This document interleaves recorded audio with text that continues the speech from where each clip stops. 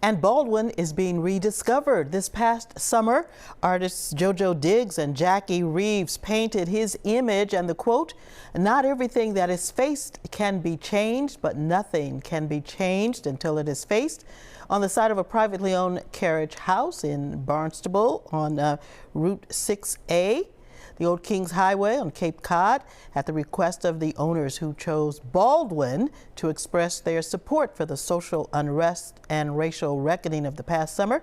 They made that choice instead of painting a mural of George Floyd.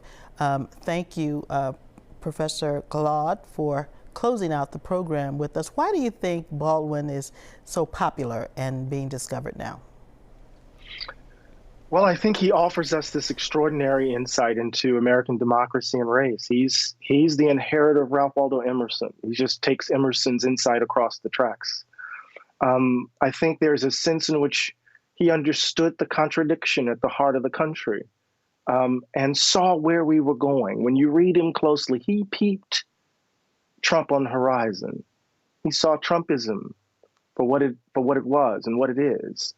And I think young people who are trying to queer Black politics, who are trying to reject a certain kind of model of Black leadership, they reach for him because I think he offers a certain kind of vocabulary, a certain kind of language to not only resist American racism, but to imagine themselves differently, right? I think so. Novel, If Beale Street Could Talk, became a widely acclaimed movie. Why do you think more of Baldwin's works are not making it to the big screen? Baldwin is a challenge, you know. I mean, it's a challenge to translate, you know, some of the dialogue. I loved the film If Beale Street Could Talk, especially the way in which the director captured Black bodies on, you know, the lighting, the colors. I mean, it was just gorgeous. Mm-hmm. And I think it was so important because it was a way in which it reflected the novels, because it wasn't concerned about the white gaze. So I'm really interested to see what's happening. I know there's some things in the work about the later Baldwin. I know there's some television stuff in the works about his early work. So we'll see.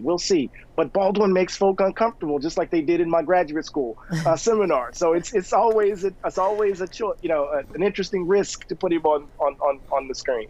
There's a documentary streaming now that I recommend everybody watch. If you haven't seen it, I Am Not Your Negro. Your thoughts on that documentary? I think it's a wonderful introduction to Baldwin, and it's an important documentary because it's from the vantage point of the older Baldwin. The manuscript that Samuel L. Jackson is reading from is Baldwin's proposal about, in effect, an autobiography told through the stories around the death of Medgar Evers and Malcolm X and Martin Luther King Jr. So it's an assessment of his journey. And you can see you hear quotations from Devil Fine's work, No Name in the Street, and a range of other pieces. So it's a wonderful introduction to the broad expanse of Baldwin's writing. Remember, he published over 7,000 pages of work. So when you jump in, you're jumping into some deep waters, as it were. Dr. Glaude, so much of what we've been talking about this afternoon is very heavy stuff. Give us some reason for uplift and aspiration in the 2 minutes that we have left in the program. Sure.